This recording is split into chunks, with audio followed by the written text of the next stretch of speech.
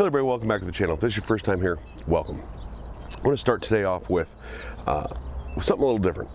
My job here is to give you the most honest and upfront opinion I can of a product that I have tested. And if it's not a product that I have tested, I generally don't give an opinion on it. And that's like online, when somebody asks me my opinion on something, I say, look, I don't have an experience with that. This is the closest thing I have experience with. So that's my job. My job is to give you a certain amount of information based on my opinion with certain products. But it goes beyond the product as well, and it goes into my experience with companies. Now, if I get just regular ho-hum, nothing bad, nothing good experience with a company, I generally don't say anything about it at all.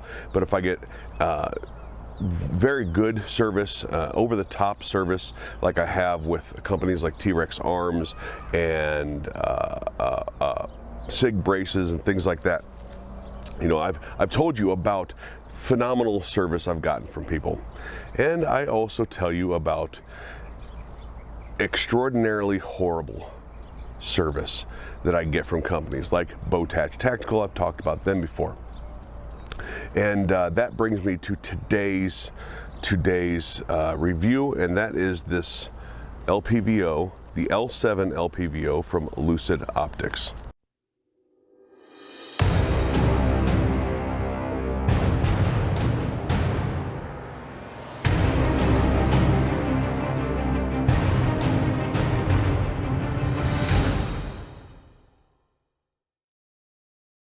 Now, it is my opinion that this optic is a $150 optic wrapped up in a near $700 price tag.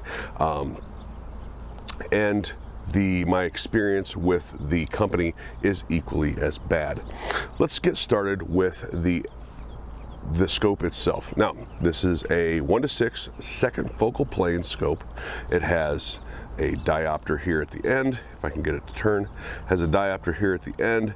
It has 1:6 throw lever, about 180 degrees of throw, so you don't have to readjust it twice.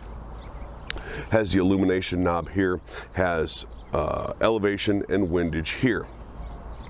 The clicks are, I don't know if you can hear that, but sort of audible. They are very fine clicks, and to get it back into place, you sort of have to fuck with it.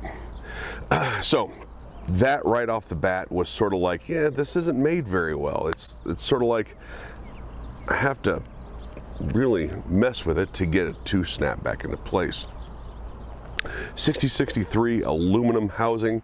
It is a 30 millimeter tube, and it has what they call, I believe it was their L7 reticle. You're not going to be able to see it. I'll post a picture of it here.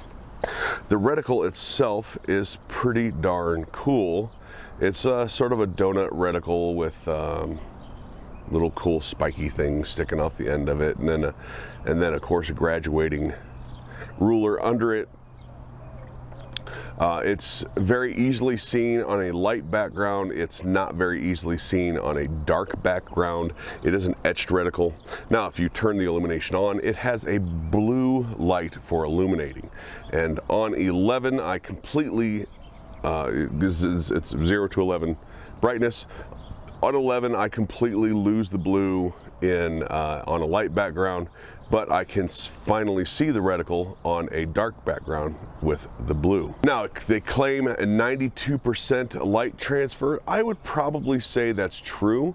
I get sort of a dark ring, and I don't mean the normal, like if you're off center, because it is sort of hard to keep this centered.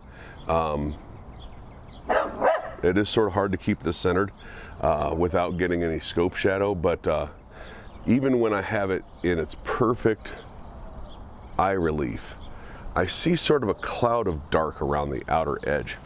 It's very strange.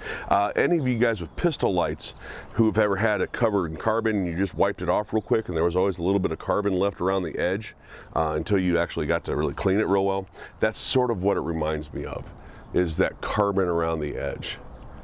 Now, it does have very good light transfer, but it does not have very good picture. What I mean by that is, as I move this, everything just sort of shakes and gets weird and bends. It bends what you're seeing at, has a very weird sort of a fisheye funhouse mirror effect with it. Very strange. But if I'm sitting still, if I'm rested, it's very, very, very, very, very usable. So I'll have to give it that. I mean, if I'm sitting still, excuse the dog, if I'm sitting still, it you know, again, has very good light, very good color transfer, transmission, but when you move at all, everything just bends and distorts. Now you might see here that the throw arm is broken. There's some scratches on it. You notice it's not on a rifle right now, and that's because I'm getting ready to send this back, because Lucid said, we'll send you a scope to review, but we want it back when you're done. Which is a very strange thing for most companies to say, because you put a lot of time, effort, and money into reviewing things, and they want you to send the only thing that you get out of it back. So that's sort of a strange request to say, hey, yeah, here's our product, use it, sell it for us, but you get nothing for your time. Again, sort of a strange request. But it's going back, and it's the biggest reason it's going back. I had the option to buy it is because it failed the drop test, and it failed in amazing fashion.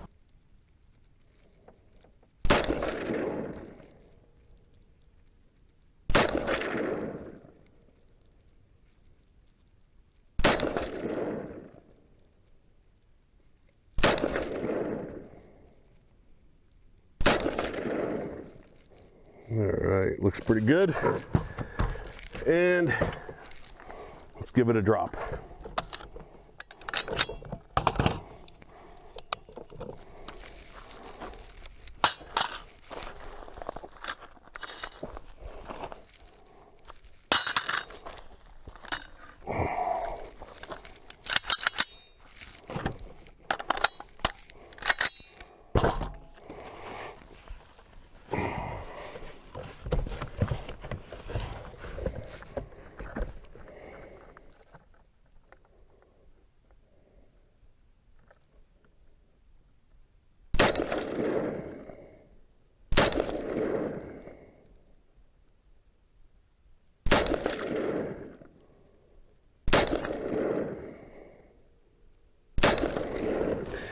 All right, let's go check it out.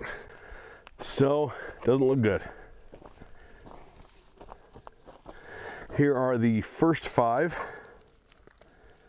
right here. 1, 2, 3, 4, 5. And there's the second 5. 1, 2, 3, 4, 5. So it did not at all fare well with the drop test. All right, it is re-zeroed. I always give optics a second chance when doing this. If the first drop test it shifts, I'll re-zero and try it again. This mount is a Monstrum mount that I've had on here. This is the 3rd scope I've had on here, 4th scope I've had on here, and the 4th drop test. So it is not the scope mount because I haven't taken the mount off. It is torqued, and the only thing I've done is take scopes in and out of it and re-zero them.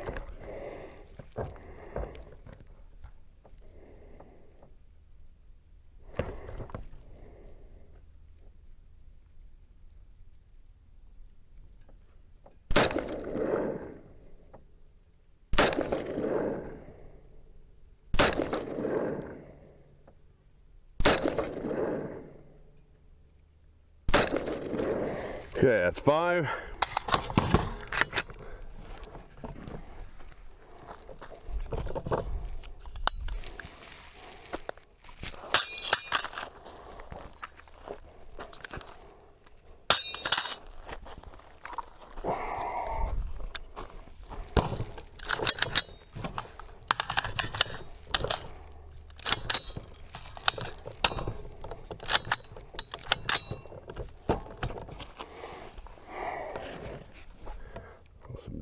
dirt on the lens here.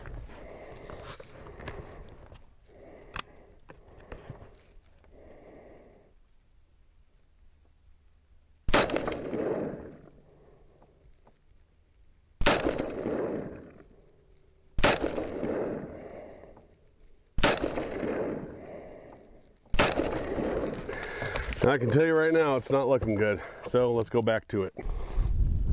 All right, so here is the second one. That is the first shots after re-zeroing, 1, 2, 3, 4, 5, and 1, 2, 3, 4, 5. The second shots after re-zeroing. So this thing couldn't decide whether or not it wanted to go far right, far left. What it did know is that it didn't want to stay zeroed. And it wasn't the mount. I've used that mount many times. It never left that rifle. It's had several scopes on and off of it to do zeroing and different reviews. It's a very solid mount. Now I made my initial video. This is the second video, by the way. I made my initial video. I sent it to Lucid, which I often do. I send them, say, hey, did I miss anything? You know, here's my initial video, and I want feedback from that company on maybe I missed something, maybe I misspoke, maybe, you know, something like that. What I don't do is I don't change my opinion on something. I just want their feedback, and boy were they mad. They were mad that I did not give it a good review, and were mad that I published a video without asking them first, which I didn't do such a thing. They said, we want an honest review, but we want to see the review first so that we can maybe fix any issues that you might have.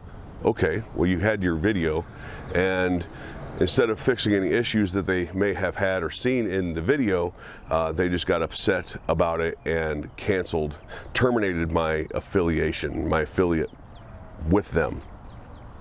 And so, yeah, it's very Olight of them that instead of actually addressing the issue, just cut ties. That is my full review of, quite frankly, what I see to be a very shitty company and a far, far overpriced optic. I would expect to see the performance that this optic provides out of something like $100 Fiachi optic, not a $650 optic like this. All right, thanks for watching, everybody. Don't forget to hit like, share, and subscribe.